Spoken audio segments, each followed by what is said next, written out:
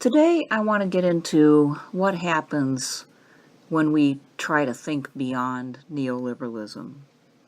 I've called this series Postmodern Crisis because we are in said crisis. We have moved into this postmodern era, which means for these purposes, we've gone through the 20th century attraction to these ideologies that people believed were more or less set in stone. They had theories that pretty much tried to explain every aspect of life and tell you exactly where you were headed, whether it was communism or liberal democracy and capitalism.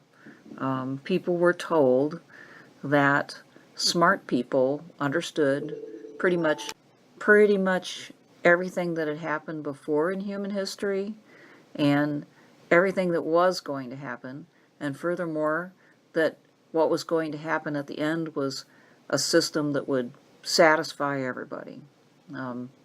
And we found out that that way of thinking just is not correct. So the postmodern crisis comes with a loss of faith in these ideologies. We previously lost a little bit of faith, you might say, in God. Remember we talked about how in modernity, with the advent of science and social science and the Enlightenment ideology, it became more and more difficult for people to truly experience their faith in the way they had done in previous ages, and this is partly what led to the rise of secular ideologies, but a deep sort of gut level realization that this infinite progress that they've been taught about, whether it's scientific progress or it's the progress that capitalism can bring, or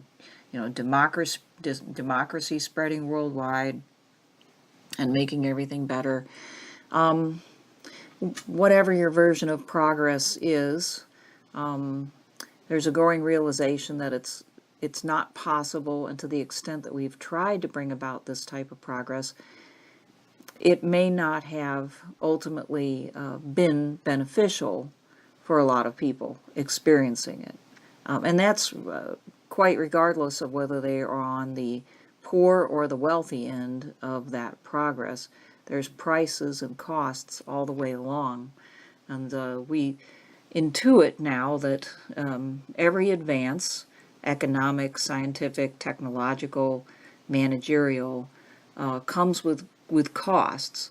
And sometimes it creates more problems than it solves.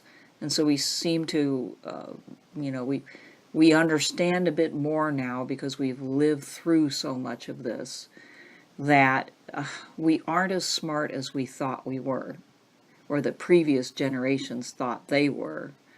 And with the type of vantage point we have now in the 21st century, it seems like the task of fixing the entire world's problems is a tad bit more demanding than our previous theoreticians told us it would be. We are somewhat resigned to the idea that we may always have disagreements and deep differences. Deep differences. It doesn't mean that we can't get along with other people in other parts of the world, but it means that we may never be the same, and we may not even want to be the same, and perhaps it's okay to live with the fact that we're not all the same, and we don't live the same way, and we don't have the same values.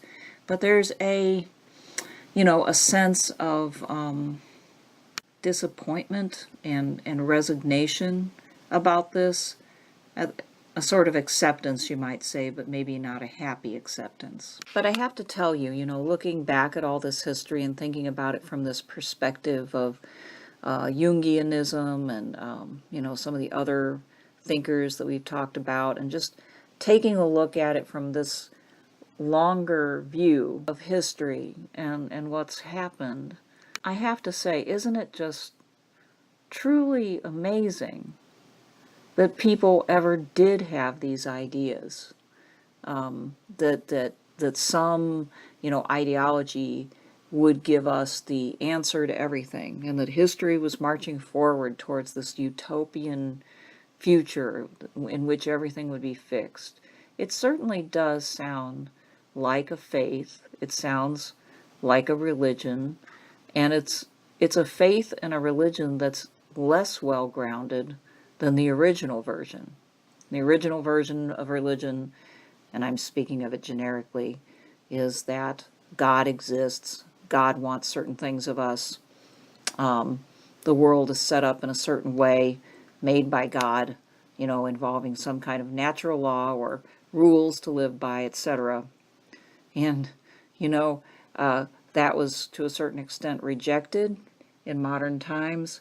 But then when you think about what's happened in the interval, it doesn't look nearly as ridiculous. So, I think it's fair to say that for those of us who've taken a good hard look at these stories that people have been telling themselves for a long time, we have to say and admit history is not a fairy tale, and our dreams do not come true. No, and we aren't children, and we shouldn't be told fairy tales when we're grown adults. A lot of humanity has been living in a dream state for a while. And I think part of all of the chaos that's going on right now, ideologically speaking, is an attempt to shake off those dreams and to try to figure out what's going on. And the last thing that we want to do then is make the same sort of mistake again and trade one ideological possession for another. The postmodern condition is uncomfortable, and that discomfort and anxiety is really difficult. I think especially if you're a young person in today's world, it's got to be particularly difficult to think about, what the heck, what am I supposed to think about this? Where am I supposed to stand about what's going on in the world? How am I going to make my way? What's my life's purpose? What's it all about? It's got to be more difficult now than it's probably ever been. We act as though it's all still worth it. Well, no, I don't think we should do that. Now, that's not to say that let's all quit our jobs and, I don't know, just go out into the streets and protest, or let's all quit our jobs and join some sort of communal living situation. Well, that might be good for some people if they could find a good spot to be in with people they can trust. But I don't think that that's required at the moment, but I do think, while being somewhat mindful of the fact that, we all have to eat and put a roof over our head of some kind, and those are good goals.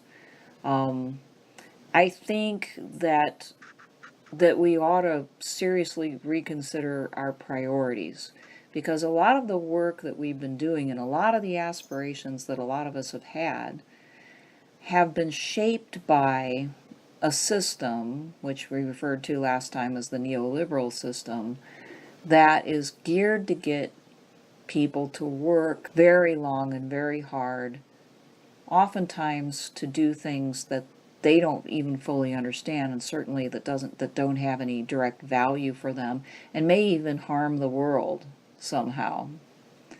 But they get a paycheck, and their paycheck grows, and they're able to obtain the things that we're supposed to want, like the bigger house or the better car or whatever it may be, as we try to move ourselves up the economic ladder.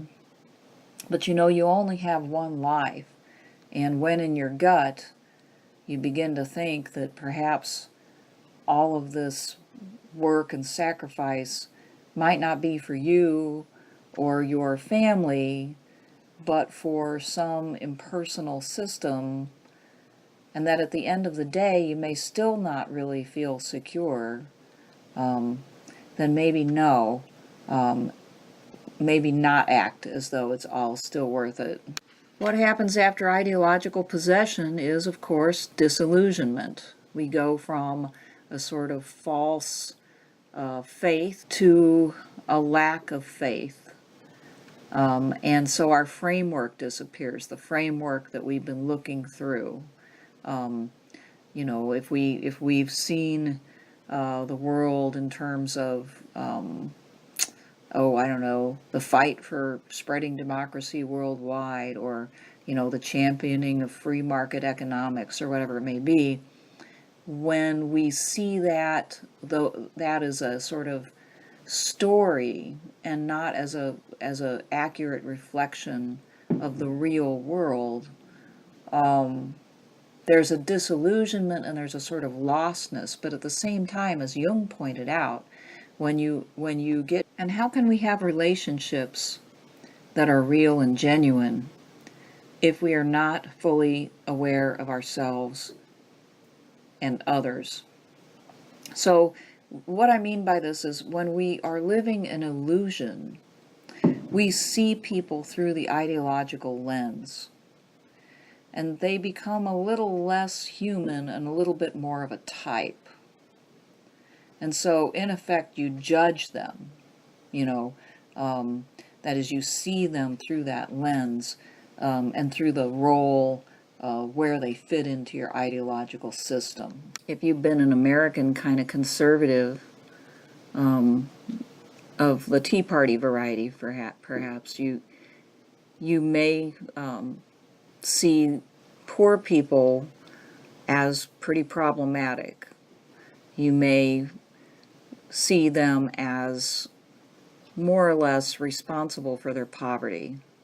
A lot of blame gets laid at the feet of poor people for not working hard enough, for having character defects that get in the way of responsibility, etc. A lot of times that's the go-to position. It explains poverty, and it places the blame in a certain direction, because people seem to think there has to be blame somewhere. It helps you decide what you're going to do about it. So if if you're going to come up with policies, they need to be policies that encourage people to, look for a job, work hard, be responsible. Pretty familiar reaction to poverty. Now, seeing the poor through this lens doesn't mean that those judgments are completely wrong, okay? Some of those judgments may be right some of the time. But what tends to happen is you don't see the individual, you see the class or the condition. And so you fit the individual into that general category, and you think of them in that light. That's what ideological possession does. It doesn't allow you to see that other person as another human being in the same way that you might see yourself or a friend of yours as another human being. It's a particular frame, and when you stop looking at people through this frame, they're just other people. And it's harder then, when you see them, to dislike them or to discount them. In fact, the more that you actually know them, the more ashamed you would be of thinking of them in this way. Again, with some exceptions for really dastardly people. It narrows the range of your perception, and when that's lifted off, there's just a lot of other things to see in the world, and a lot of other ways to think. So try not to switch to another ideological possession, and try your best to see the world without these blinders on. In general, you're ideologically possessed if you have easy and quick answers to everything, and you think you know exactly how the world works. If you got a smart answer for everything, and you don't know why everybody else is so stupid, you're probably ideologically possessed. As far as unplugging from the system, and as you try to kind of get yourself out of that ideological possession, certainly I wouldn't recommend not working, but not taking your entire life and putting it into your work. There is life beyond work. Some people have to work all the time, but they shouldn't have to. Many people work way more than they need to because they want all sorts of things that they don't need. But working less, it gives you time. And time is what you need to actually have relationships. Also, you need to stay put. Our society tells us that we need to move for the job no matter what. Even if we have to split up our family, we move for a job. And sometimes we just move around because, the idea of staying in one place is now considered kind of undesirable. But staying put for a relatively long period of time is the only way that you can actually cultivate family and friends. And family and friends are the backbone of a happy life. Solid connections with other people that you can trust and count on is more important than any sort of wealth you could possibly have. But you see how the seeking after wealth gets in the way of the very thing that makes us the happiest. Cultivating family and friends and doing things for people. And you need time for that too. If you feel useful and wanted by other people, you will be a happy person. If you have time, you can share that time with others to help them, and also you can share the things you do own and your expertise. And the more the time you spend doing that, the less time you spend plugged into the economic system or even the political system that we have now, which is basically,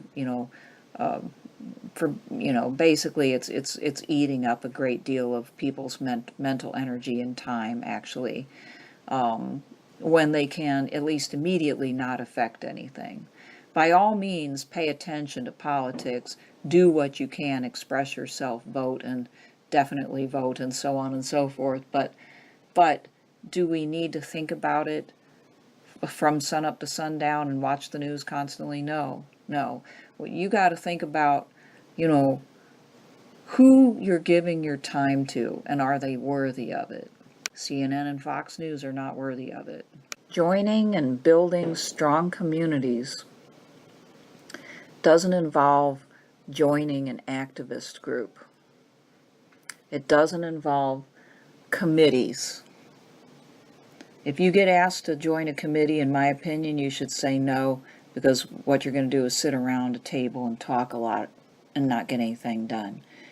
What I would recommend is go do something. Start up a shared garden or a shared tool shed or some project with friends. Actually do something. Help out some kids at a local school, whatever. If this sounds sappy, just try it.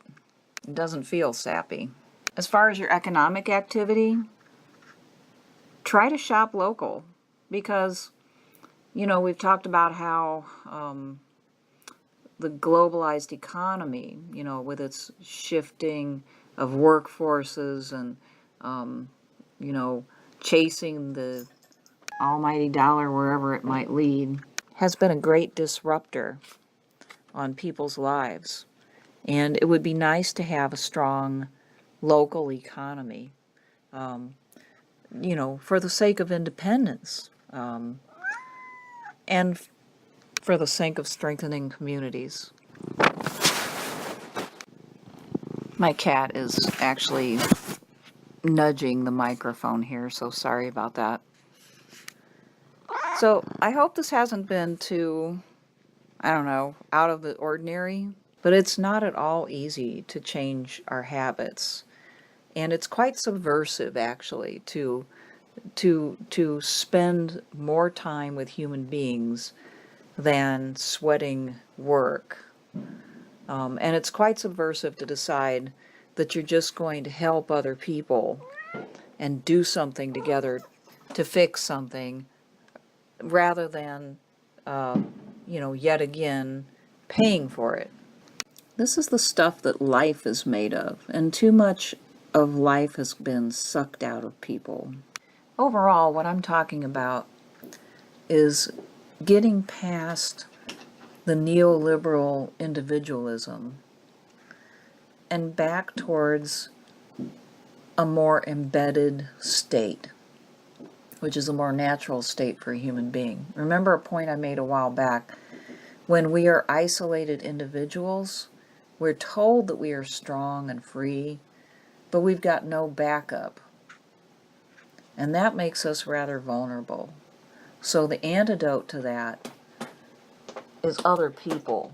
Yes, they can be irritating, and they can do things that you don't want, but they're also the only way that you can be independent in the sense of not relying so much on the corporations, on government, on various systems, on how much money you make. Really, it's a trade-off.